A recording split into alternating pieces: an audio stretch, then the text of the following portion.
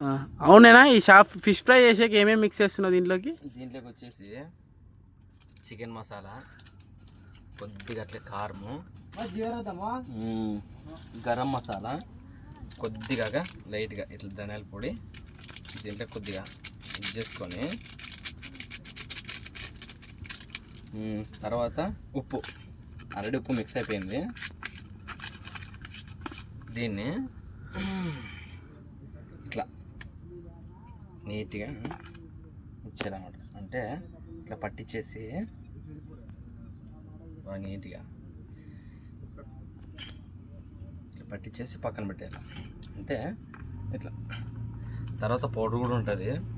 Present powder అందుబాటులో లేదు కదా, కాబట్టి ఇట్లా అగా దగ్గర జూమ్ బాగా ఇట్లా నీట్గా పట్టించేసి పక్కకు పెట్టేయాలన్నమాట. ఇట్లా ఇట్లా అంతా దీంట్లోకి ఏ కబాబ్ మసాలా కానీ ఏం మిక్స్ కాదు కదా. కబాబ్ మసాలా కూడా వేసుకోవచ్చు అందుబాటులో ఉంటే. అంటే మన హోమ్ మసాలా ఓన్లీ. ఇప్పుడు ప్రజెంట్ మన దగ్గర ఏవైతే ఉన్నాయంటే ధనియాల పొడి కావచ్చు, చికెన్ మసాలా, గరం మసాలా, కొద్దిగా దీంట్లోకి ఆయిల్, అట్లే వచ్చేసి ఉప్పు, ఇవి ఉంటాయి కాబట్టి అందుబాటులో యూజ్ చేసుకోవచ్చు. అంటే పౌడర్ ఉంటే ఇంకా బాగుంటుంది. ఆ పౌడరు ఇంకా పౌడర్ లేదు కాబట్టి మనకి అందుబాటులో ఇట్లా బాగా నీట్గా. అంటే ఇవి జిలేబీలు కదా, టేస్ట్ కూడా ఎట్లా ఉంటుంది టేస్ట్. అంటే దీన్ని కబాబ్ లాగా ఫ్రై చేయాలా?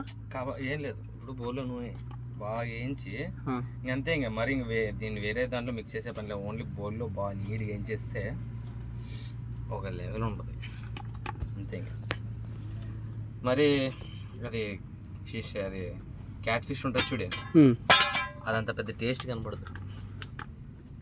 ఇవి జిలేబీలు కదా, భలే ఉంటాయి.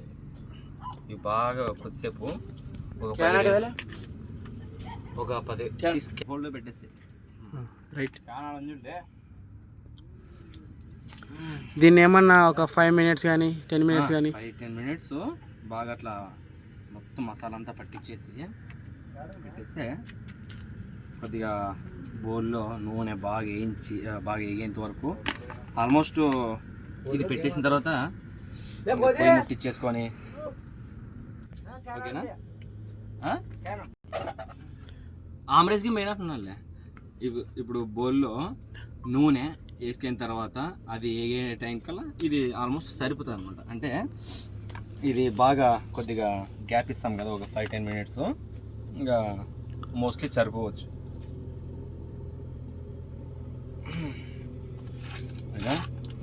జూమ్ దగ్గర జూమ్ చేసి బాగా పట్టించేసి ఇట్లా పట్టించేసి పెట్టేస్తే ఉంటుంది చూడే. హోల్డ్ చేయి వీడియో హోల్డ్.